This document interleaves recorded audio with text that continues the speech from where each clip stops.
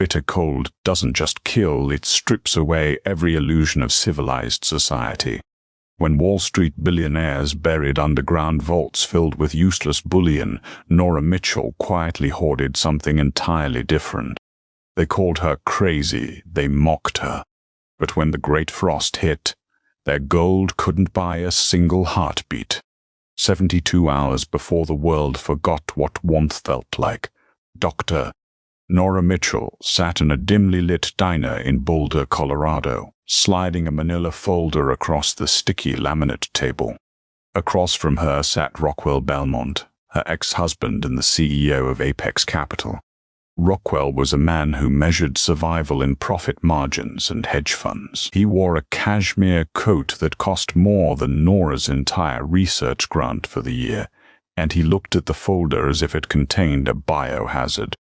"I'm not asking for a handout, Rockwell," Nora said, her voice strained, keeping her eyes locked on his. "I'm asking you to look at the ice core data from the Greenland sheets. The thermohaline circulation hasn't just slowed down, it's stopped. Coupled with the current solar minimum and the anomalous stratospheric pressure ridges forming over the Arctic, we are looking at a tropospheric collapse." Rockwell sighed, lightly tapping his gold Rolex. "Nora, you've been predicting the end of the world since grad school. The market is unstable, yes. Inflation is skyrocketing.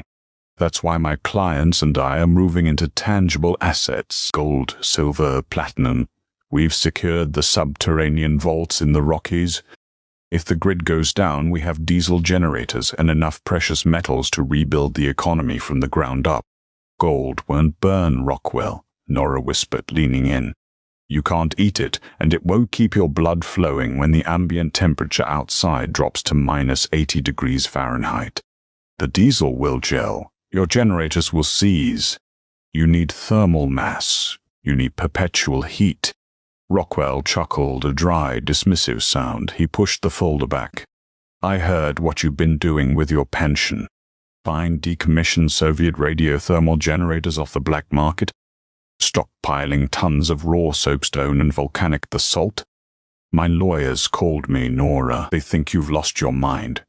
They wanted to know if I should intervene for your own safety." Nora snatched the folder back, her hands trembling not from fear, but from the absolute certainty of what was coming.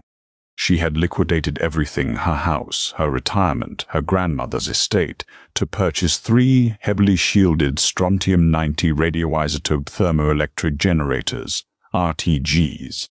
These were the hot rocks, essentially glorified nuclear batteries designed to power remote Arctic lighthouses for decades without maintenance. They didn't produce electricity efficiently, but they produced an immense, unstoppable amount of raw, decaying thermal heat. Coupled with the RTGs, she had purchased 50 tons of dense basalt and soapstone, packing them into an abandoned silver mine she had leased deep in the foothills of Mount Evans. Basalt possessed a remarkably high specific heat capacity. Once warmed by the perpetual nuclear decay of the RTGs, the rocks would hold and radiate heat for years, creating an unbreakable thermal battery. "Don't worry about my safety," Nora said, sliding out of the booth. "Just remember this conversation when your gold bars are frozen to the floor." Over the next 3 days, the ridicule mounted. Word had spread through their mutual circles. Clara Bowman, a wealthy socialite and Rockwell's new fiancée, publicly laughed off Nora's preparations on a prominent survivalist podcast, dubbing her the bag lady of the apocalypse. The elite of Denver were busy flocking to the Gilded Apex, a luxury bunker complex boasting marble floors, wine cellars, and vaults stacked floor to ceiling with 400-ounce gold bars. They prepared for a financial reset, a brief period of civil unrest where their wealth would make them kings. Nora ignored them. She worked feverishly with a retired mine engineer named Tyson Ward, a quiet, weathered man who had believed her data when no one else would. Together they sealed the entrance of the Mount Evans mine with double-layered steel bulkheads and poured high-density foam insulation into the rock fissures. Inside the cavern they arranged the black, jagged chunks of basalt into massive circular kilns around the shielded RTG units. Water pipes coiled through the hot rocks, creating a radiant floor heating system that blanketed the small living quarters in a sweltering, comforting heat. As Tyson tightened the final valve on the water reclamation system, he looked at the glowing dials of the thermal gauges. "She's holding at a steady 90 degrees in the core chamber, Nora." Tyson wiped sweat from his brow. "Even if it drops to absolute zero outside, these rocks will keep this cave at a comfortable 65 for the next 40 years. Nora checked her satellite telemetry monitor. The data was horrifying. A massive, swirling vortex of dark purple representing temperatures colder than the dark side of the moon was unspooling from the North Pole, completely detached from its usual atmospheric constraints. It wasn't a storm, it was an atmospheric shear. The sky was falling. "It's starting, Tyson," Nora said quietly. "Lock the outer doors." Down in the valleys, millions of people went to sleep expecting a severe winter storm.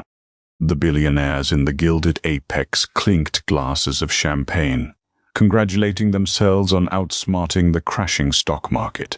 They sat on thrones of gold, completely unaware that the currency of human survival was about to undergo a radical, violent exchange rate. Thanksgiving morning didn't dawn, it simply bled from black into a sickly pale gray. There was no snow, the air was too cold for moisture to precipitate. Instead, the atmosphere itself seemed to shatter. At 6:14 a.m., the temperature in Denver plummeted from a brisk 30 degrees to -45 in the span of 12 minutes. The power grid didn't just fail, it exploded. Transformers across the state shattered like glass under the sudden, intense contraction of the metal. Birds froze mid-flight, dropping from the sky like stones thudding onto the frozen asphalt. By noon, the temperature was -70 and still dropping.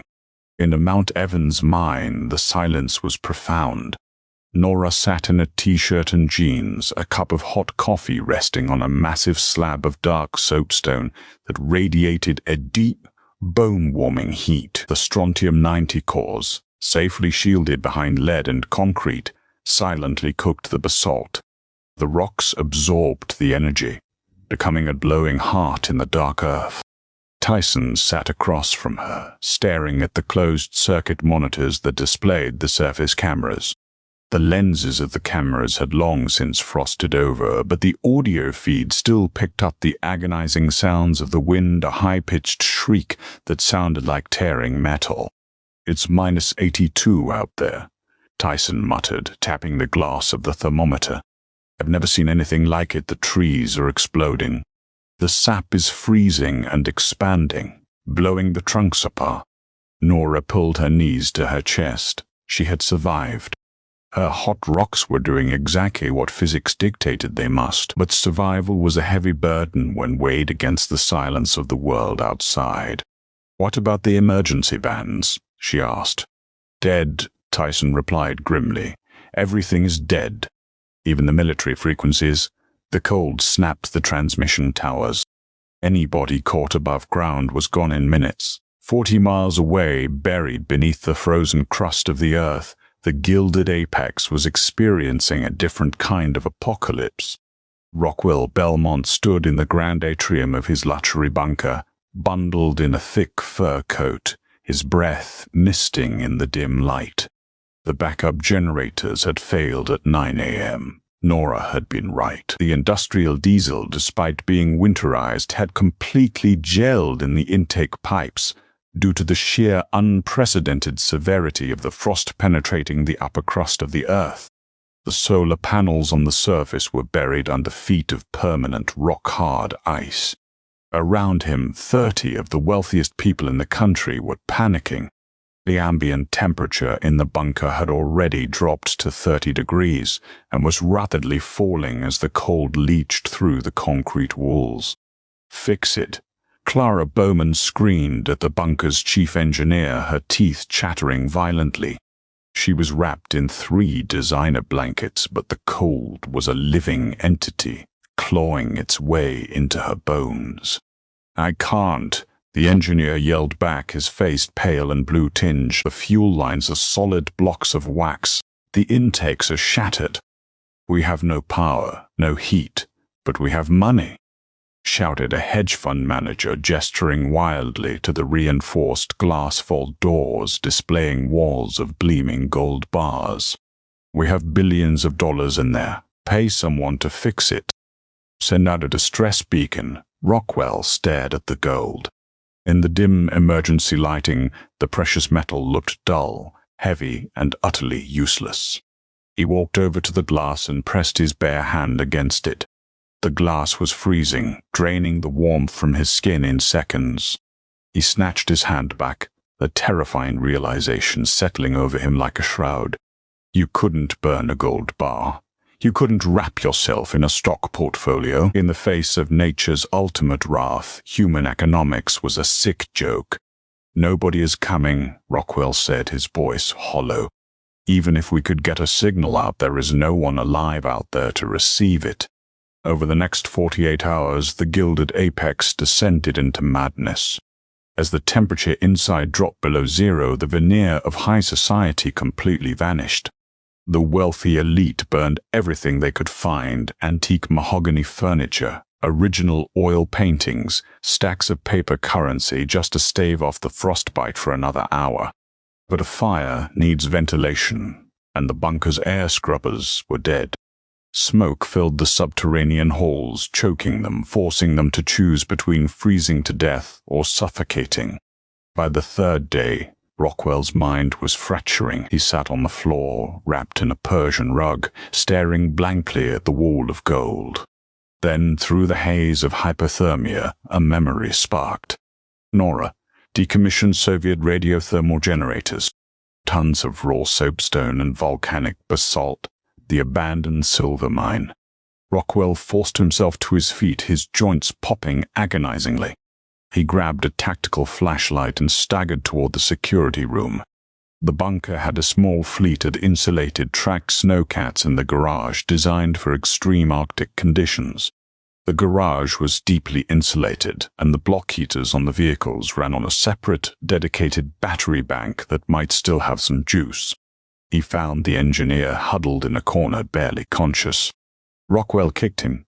"The snowcats," Rockwell barked. "Are they operational?" The engineer opened a crusted eye. "The batteries? Maybe. But the garage doors, the hydraulics are frozen." "We'll blow the doors," Rockwell said, a manic desperation in his eyes. He turned to the remaining survivors, who were huddled together in a pathetic pile of furs and cashmere. "Listen to me. My ex-wife. She knew this was coming. She built a thermal shelter in Mount Evans. She has a permanent heat source. We just have to get there." Clara looked up, her lips blue. "How far?" 40 miles, Rockwell said. "If we can get one snowcat out, we can make it in 2 hours." A brutal shift occurred in the room. The sheer will to survive overrode their freezing limbs. They dragged themselves to the armory, loading up on tactical explosives meant for bunker defense, and descended into the freezing depths of the garage. It took them 3 hours to manually wire the explosives to the blast doors. When the charges detonated, the concussive force deafened them, but it ripped the heavy steel doors open, exposing the garage to the howling white void outside. The wind screamed into the tunnel, instantly dropping the temperature by another 30 degrees. 3 people collapsed immediately, their bodies simply shutting down under the thermal shock. Rockwell didn't even look back at them. He climbed into the driver's seat of the lead snowcat, turned the key, and prayed. The heavy engine ground slowly, choked, and then caught. The insulated cabin slowly began to warm. 7 people piled into the back, including Clara. They left the goal exactly where it was. It was a tomb of wealth. As the heavy tracks of the snowcat chewed through the permanent ice heading toward the mountains, Rockwell gripped the steering wheel with frost-bitten fingers. He wasn't planning on begging Nora for shelter. He knew her. She would try to save everyone, but her shelter was small. It couldn't hold them all. He glanced back at the heavy rifles they had pulled from the armory. He was going to take the heat. He was going to claim the hot rocks. Visibility dropped to absolute zero as the snowcat ground its way up the treacherous incline of Mount Evans. Inside the insulated cabin, the atmosphere was thick with the smell of scorched wiring and raw fear. The vehicle's heating system, designed for standard alpine winters, was rapidly losing the war against an ambient temperature that hovered near -85 degrees Fahrenheit. Frost crept up the inside of the reinforced glass, forming intricate, deadly crystalline webs that Rockwell had to scrape away frantically with a tactical combat knife just to see the GPS monitor. Behind him, Clara Bowman was barely responsive. Her designer furs, worth hundreds of thousands of dollars in a dead world, offered little protection against the creeping, paralyzing numbness. The other 5 passengers, hedge fund managers, corporate litigators, masters of the universe, were huddled in a catatonic pile, their breaths coming in shallow, ragged rasps. They had left behind billions in gold bullion to chase a rumor of warm rocks. Rockwell's hands were locked onto the steering yokes, his knuckles stark white. It was operating on pure, unadulterated adrenaline and a desperate, gnawing rage. How had Nora known? How had his brilliant, eccentric ex-wife outsmarted the greatest financial minds on the planet with nothing but decommissioned Soviet garbage and a pile of stones? The humiliation burned hotter than any fire, driving him forward through the blinding whiteout. Deep inside the mountain, the contrast was staggering. Nora Mitchell sat comfortably at a small metal desk, logging the daily thermal outputs. The ambient temperature in the living quarters was a perfect, humid 72 degrees. The basalt kilns glowed with a dull, ambient warmth, continuously fed by the silent, relentless decay of the strontium-90 cores housed deep within their lead-lined concrete sarcophagi. Tyson Ward was humming quietly as he tended to a small tray of hydroponic lettuce, the LED grow lights casting a vibrant, life-affirming green glow across the dark stone walls. Core temperature remained stable at 400 degrees Celsius, Nora noted out loud, typing the figures into an offline laptop. The specific heat capacity of the soapstone is performing 10% better than my initial projections. We aren't losing any thermal mass to the surrounding bedrock. Tyson nodded, snipping a dead leaf from a basil plant. Physics never lies, Nora. You just have to listen to it. Unlike those fools down in the city. Suddenly a sharp, rhythmic pinging echoed from the primary console. Tyson dropped his pruning shears and rushed over to the monitor banks. The exterior cameras were completely blind, buried under feet of rime ice, but the seismic sensors embedded in the access tunnel were flashing a bright, urgent yellow. "We have localized vibrations," Tyson said, his voice dropping to a harsh whisper. "Heavy tread patterns, too heavy for an animal, too rhythmic for an animal, too rhythmic for an icequake. Something is coming up the main service road." Nora stood up, her blood running suddenly cold despite the sweltering heat of the room. She walked over to the console and stared at the digital readout. The vibrations were stopping exactly 70 yards from the outer airlock, the precise location of the reinforced blast doors. "It's Rockwell," Nora said, the realization settling heavily in her chest. "He actually made it. Nobody could survive that drive," Tyson argued, tapping the glass. "It's -88 out there right now with the wind chill. The metal of an engine block would fracture." Apex Capital had military-grade Arctic snowcats in their subterranean garage, Nora replied, her eyes narrowing as she activated the exterior microphone array. "He has one, and he's not here to apologize." Nout. Outside, Rockwell kicked open the heavy door of the snowcat. The cold hit him like a physical blow, instantly freezing the moisture in his eyes. He stumbled onto the ice-slicked ground, pulling a heavy tactical rifle from the cabin. The wind roared, a deafening sound that stripped the breath from his lungs. He gestured wildly to the two men in the back who could still move. They dragged themselves out, carrying heavy duffel bags filled with C4 explosives taken from the bunker's armory. Rockwell staggered toward the massive steel bulkhead that sealed the entrance to the silver mine. He pounded the butt of his rifle against the frozen steel, the sound barely carrying over the howling wind. "Nora!" he screamed, his voice tearing his throat. "Nora, open the door. I know you're in there. I know you have heat." Inside, Nora flipped the switch for the external PA system. Her voice boomed out over the frozen mountain, distorted by the wind and the thick ice coating the speakers. "Rockwell, you cannot be out there. You have less than 5 minutes of exposure before permanent tissue necrosis begins. Then open the damn door," Rockwell bellowed, aiming his rifle at the camera housing above the bulkhead. "We have money, Nora. We brought millions in bearer bonds. We have access codes to offshore accounts. I can make you the wealthiest woman on the planet when this thaws. Just let us in." Nora closed her eyes, a wave of profound sorrow washing over her. Even now, standing on the precipice of absolute annihilation, he was trying to buy his way out of physics. "Money is dead, Rockwell." Nora's voice echoed back, calm and devastatingly firm. "The atmosphere has sheared. This isn't a winter storm, it's a permanent climatic shift. The only currency left is thermal energy, and I do not have enough to support 8 people. My life support scrubbers and water reclamation loops are calibrated for 2. As you come in, we will all suffocate in 3 weeks. I don't care about your calculations," Rockwell roared, his sanity finally fracturing under the agony of the cold. "I'm taking this facility. Set the charges." He ordered the men behind him. The 2 men, trembling violently, began slapping the blocks of C4 onto the hinges of the outer bulkhead.